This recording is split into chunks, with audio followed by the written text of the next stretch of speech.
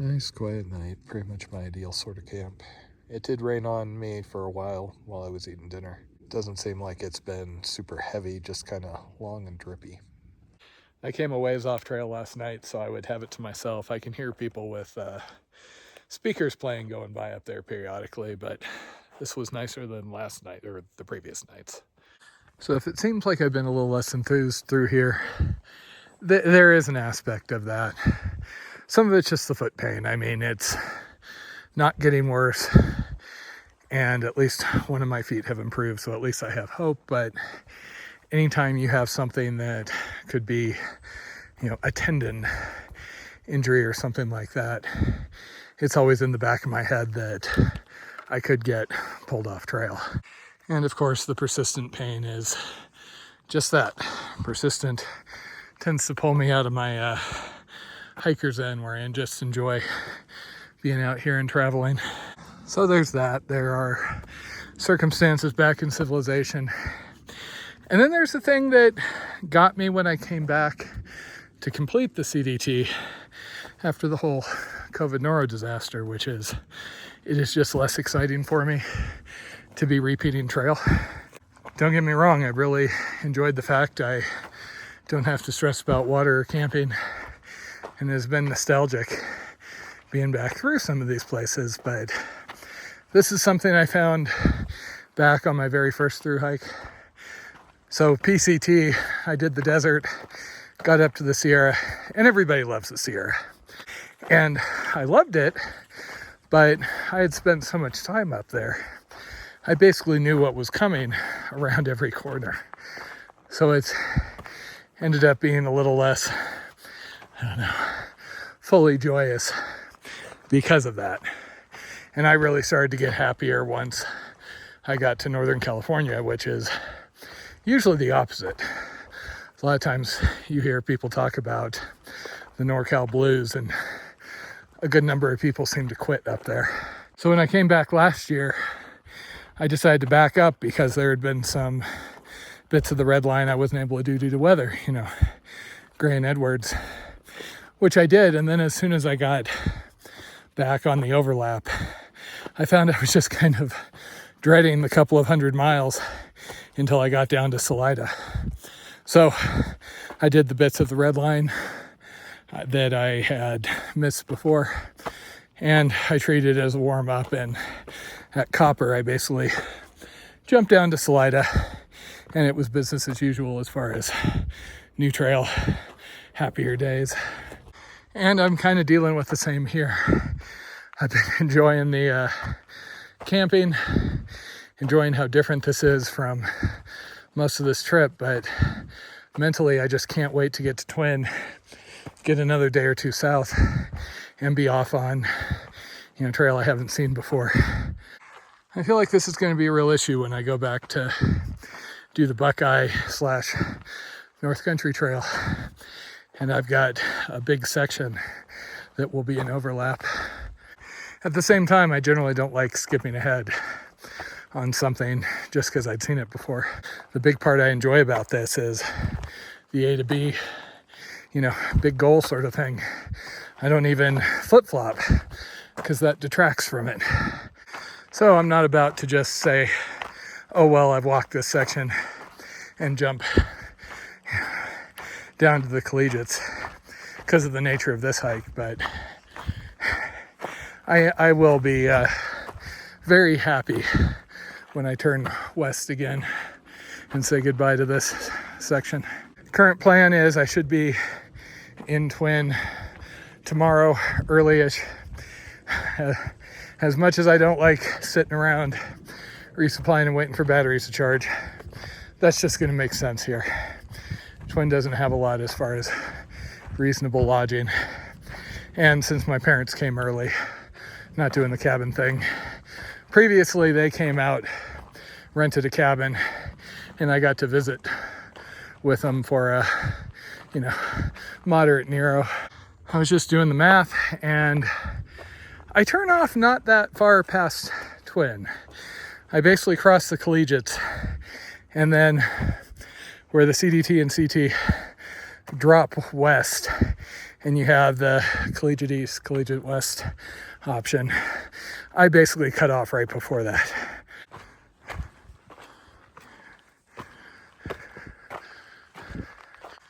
I came up here and got enough reception, and it looks like everything's on bloody fire back home again. They're losing whole ski resorts, and it looks like a few of the towns may be in danger up in the mountains.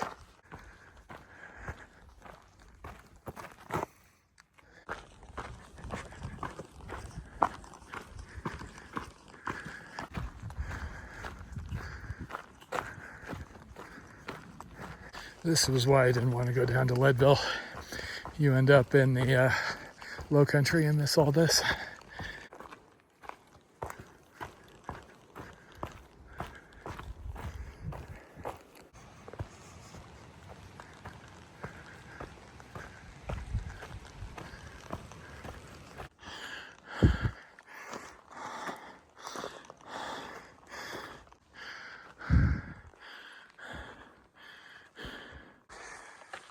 Okay, feels like it's going to be another round of storms. So I've got thunder going off above me. Nice thing, mostly, has been that these storms are now slow moving instead of fast moving. The rain's easier to block with the umbrella.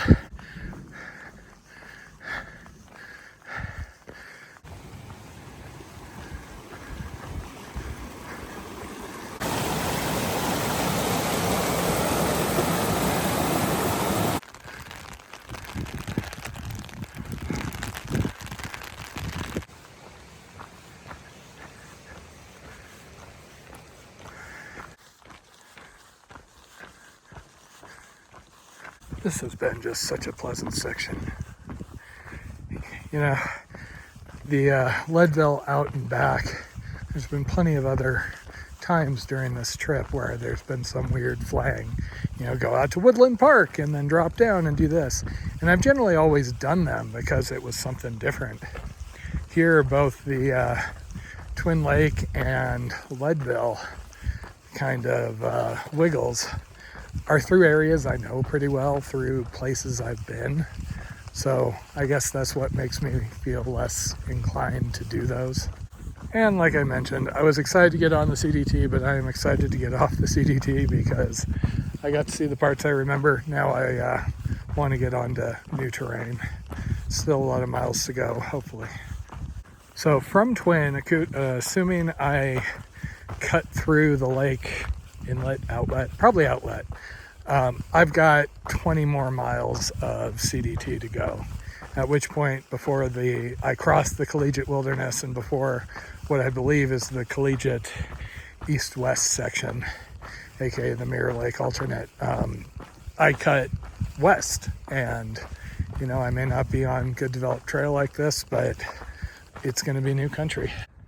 Speaking of things I like to see and wish I was doing, don't have time for peak bagging, but someday.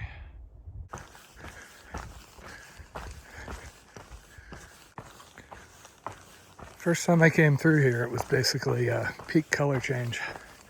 Looks like I'm going to be hitting that just as I'm getting off the CDT, probably.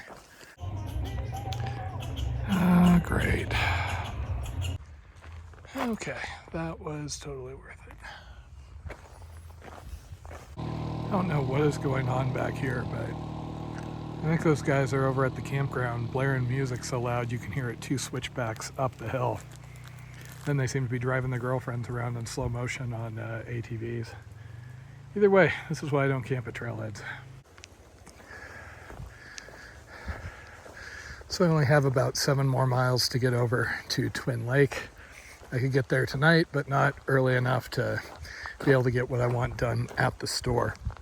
So my plan, at least for the moment, go up, camp basically around the last water source before the descent, do the mile and change tomorrow morning, get to the store relatively early, plug my battery in, get maybe 2 hours of charging, and meanwhile buy food to get me to Crested Butte. Then if I take the Twin Lake bypass, I should be able to get up and over Hope Pass. It's like 3,000 or 4,000 feet up. Not a bad climb, but a steady one. Camp on the far side, and by the next day I should be turned off the CDT and seeing what this next section has for me. Every time it gets dark like this, temperature drops like 15 degrees. I just got passed by about 10 people, very much not wearing hiking gear, looking slightly freaked out. Seems to be a whole lot of folks running from the high country right now.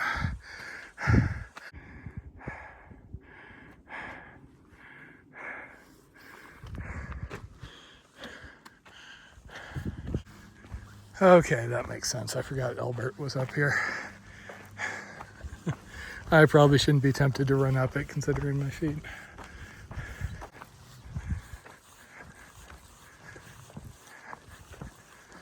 Kind of curious how high all those people who were running down made it. I have been running into some section hikers and things like that are always fun to talk to. And how did I know that last couple were section hikers? Because they had solar panels on them.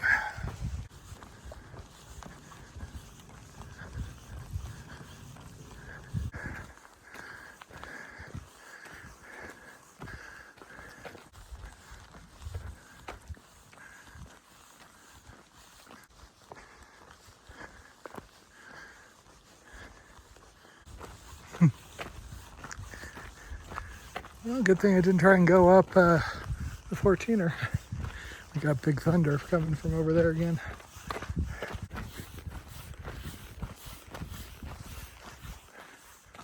It is fun watching people like scramble for tents and things as weather hits, because it was sunny like 20 minutes ago. Granted, it was pretty dire 20 minutes before that. Yeah, getting fun up high. We'll see how Hope Pass is in the morning.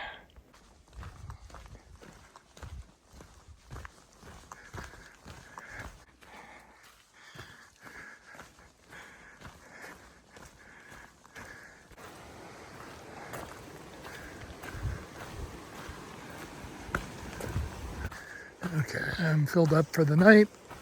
That is Twin Lakes down below. The general store is closing in a couple of minutes. I didn't have time to rush it and get through everything I needed. So I'm just hoping to find a tent spot here pretty quick. Yeah, the high country got a dusting.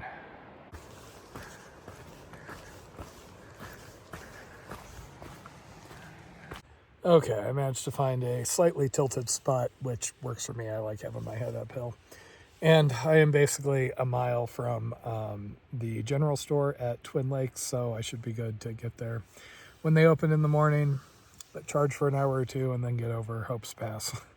Kind of wish I'd known today was going to go so well. I would have started a little earlier and maybe been able to resupply tonight and be camping over Hope, but oh well. Good day, I'll take it.